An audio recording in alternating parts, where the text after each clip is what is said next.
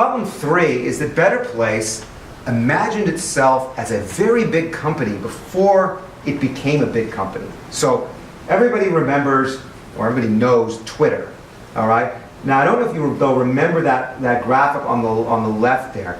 That's called the Twitter fail whale. And every time a lot of people came to use Twitter at once, it crashed. So one year it was the Macworld 2008 Expo. Everybody went on Twitter, started tweeting, crash. Another time it was when Michael Jackson died. Everybody starts tweeting, crash. So Better Place looked at Twitter and said, oh my goodness, what happens if we build a system for, small and will grow later, and too many people plug their cars in at once, or we have too many, people who buy the car and it crashes. Now people won't know how to get to the charge spot or to the switch station, or their navigation won't work. We cannot let it crash. So they built the Better Place system for 1 million subscribers, 1 million car owners, 1 million. Okay, and they put a server farm, which is where you have all the software, in computer boxes. If you've seen Silicon Valley, the TV show, you remember that server farm, that Jack Barker was trying to get the Hooli box in. Anyway, they built a server farm in Spain, not even in Israel, and they hired IBM to manage it, and it was costing a fortune. How many cars did Better Place sell in the end? Does anyone know? 980. 980. Was that 1 million? No. Did they have infrastructure and cost for 1 million? Yes. Oh my God. Yeah. When you're building big, you start to have all kinds of out-of-control costs. So the switch stations, that was what we saw earlier in the video. That's the one on the left. The original plan in the business model, in the business plan, the assumption was it would cost $500,000 for a switch station. What's the number there? 3 million. That's a lot more. Okay? They built 42 of them. That's a problem. The charge spots. So this guy here, this is where you plug in. They were beautiful charge spots. They are still the best looking charge spot. Maybe the superchargers from Tesla are nice, but the ones we've seen in parking lots on our trip here, ugly. This is a gorgeous charge spot. It has you bring your card over, you wipe it here, it goes automatically. I mean, it's just a beautiful piece of design. It's got a built-in modem. It's got communication software. It knows what your charge status is in your car. It can take power out of your car and send it back to the energy grid. If the grid needs energy because it's rain or there's a lot of air conditioners used. It's brilliant. It's supposed to cost $150. Cost $1,000 to install. Now, some of that's because of the software. Some of it is because they didn't anticipate things like if you ever lived in Israel, there's a thing called the Vaad Habayit, which is the house committee, the homeowners association. And in order to put a charge spot in your garage, you need to convince the house committee that it's not going to suck up all the energy or lead to charges. And they don't like this stuff. So you had to convince them. And the Better Place staff had to keep going back and forth and back and forth, and lawyers getting involved. They didn't anticipate this. Maybe they should have anticipated, but they didn't. Believe it or not, in that $35,000 price does not include the battery. The battery was separate. But that's okay, because the battery was owned by Better Place. Okay, you didn't own the battery, which is good, because when you go into the switch station and they take your battery out and give you a new one, great, your battery degrades. And I was at a conference this morning, an automotive conference, part of the LA Auto Show. And one of the speakers mentioned the fact that electric car batteries degrade, even though we don't think about it so much. If you supercharge your Tesla about 200 times, which is not inconceivable, certainly over the course of a few years, if you plug it in for 200 supercharges, your battery will be down to 70% of its original capacity. Okay. So the Better Place idea was every time you switch, you get hopefully a new battery that's been charged in a super cool environment. The switch station, there's lots of air conditioning. And when the battery gets below, say 80%, they just retire the battery, and bring in a new one. So you always know you're going to have a good battery. So let Better Place own the battery. But the battery costs $15,000. But no problem. The business model said that Better Place would finance the battery by rolling all those batteries that they would sell into like a mortgage-backed security, like in the in the housing market, and then sell those to investors. What year was it? 2008. What happened? Foreclosure, subprime mortgage crisis. Nobody wanted to buy those bundled battery deals, and as a result, Better Place had to pay the $15,000 per car.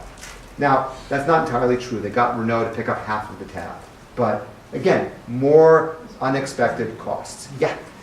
When you went into the charge station and it traded out the battery, did you have to pay for that, or was it part of the deal? No. So the model for Better Place was actually you paid a monthly subscription like a cell phone. So you paid about $150, $200 depending on the exchange rate, and you got you got a certain number of miles, but you could exchange batteries as much as you want. Better Place expected that the leasing companies in Israel would love this car and that they would make it available to their customers.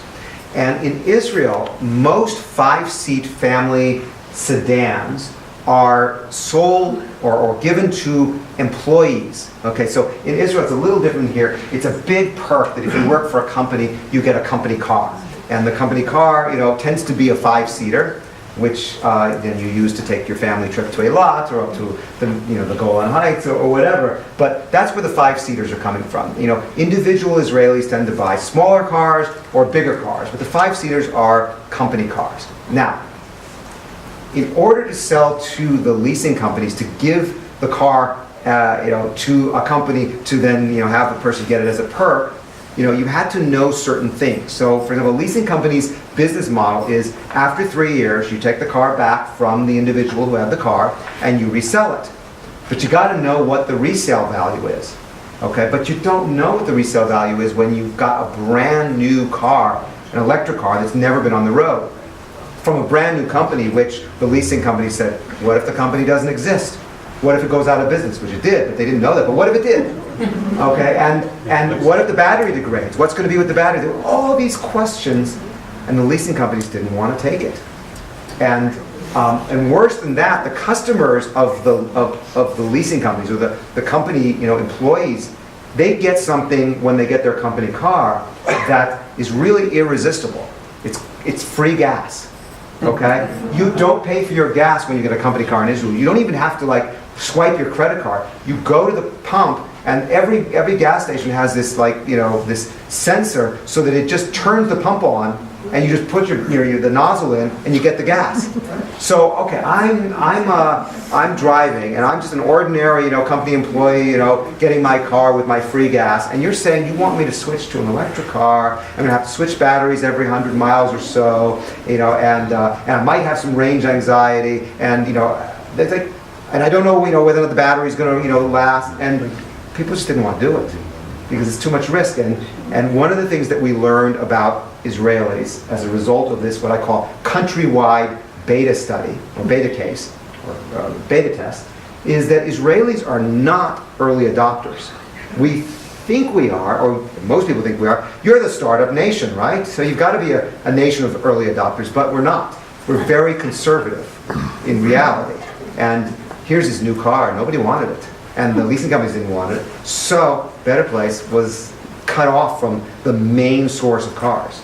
There was also a question of who is this car for? So I want to show you a video, and I want you to listen to it, and then tell me who is the target market for this video. She's not for everyone. Only for people who won't accept things as they are. She's not everyone's kind of thing. Just for those who are fed up with unstable gas prices. Not everyone's going to love her. Only the ones who no longer want to poison the air that we breathe. She's definitely not going to be love at first sight, except for those who want great performance without the fuss. She's not for everyone. only for those who believe they have the right to make the world a better place. המשפחתית החשמלית של בטר פלייס, רנו פלואנס ZD, כבר כאן, לפרטים כוכבית 5755. בטר פלייס. The idea was it was an affordable car that anybody could buy, but they're marketing it like a luxury car, and people were like, huh? I don't get it. I don't understand the commercial. It's not for me, it's for somebody else, but not for me, so I don't need it. One of the biggest unexpected changes that was in the business plan that had a big impact was the original expectation is that the car would go for 160 kilometers, so that's a little over 100 miles per charge, all right? But that is not what happened when they got the real car from Renault, years later. It only goes about 120 kilometers, okay? Now, why is that a problem? Well, look what I wrote. 160 kilometers between stations in the Dead Sea area. That's a picture of the Dead Sea. No entry, meaning if I were going to drive from my house to Jerusalem, my house in Jerusalem to Eilat, I would go by way of the Dead Sea.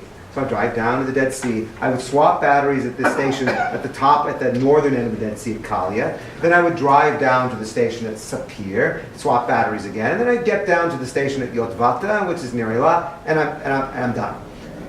Unfortunately, I can only go 120 kilometers, and the Sapir and the Kalia stations were 160 kilometers apart. So, because they were supposed to be fine. So I called up the customer service guy and I complained. I said, you need to do something about this. Put another station in. He says, no problem. Go by way of Beersheba. What do you mean? That's like the wrong way. That's not going to help. But there was nothing he could do about it. I met a couple that lived at Kibbutz Kalia. But they couldn't get to the next station. So I said, how do you drive anywhere? He said, when we go to Eilat, we drive to the hotels at the Dead Sea. We have a cable. We find an outlet. We plug it in. We have a cup of coffee for a couple hours. It gives us enough juice to get to the next station, and then we swap batteries. Not good. There's no reserved parking in Israel for electric cars. I loved when we were in a parking lot when I went to the LA Auto Show last night, that there were all these parking spots and electric cars were just plugged in, charging away. But in Israel, it doesn't happen. You pull into a parking lot, there'll be another car, a gasoline-powered car in the charge spot. If you were expecting to plug in on your way to the mall, because that's what you need to get home, too bad. This is an example of where the government could have helped. Okay, Better Place was a private company. It was not a government-backed company. They raised all the money privately. But, for example, in Norway, Jody and I went to Norway a few years ago, and we were amazed. Everywhere we looked, there were Teslas. And I found out that for a few years, the most popular car sold in Oslo was the Tesla. Not the most popular electric car, but the most popular car, period. And it's because they have reserved parking, they have free access to the carpool lanes, free rides on the ferry and the bridges. Government can help. Notice the common last name among some of the people who were the initial staff on the Better Place team. That's his brother, his father, his sister, and Sidney was his high school buddy who went to the army with him. You don't always hire, you can hire your friends and family for a company. People do it all the time, but you don't necessarily always stay with them. That could have been a problem too.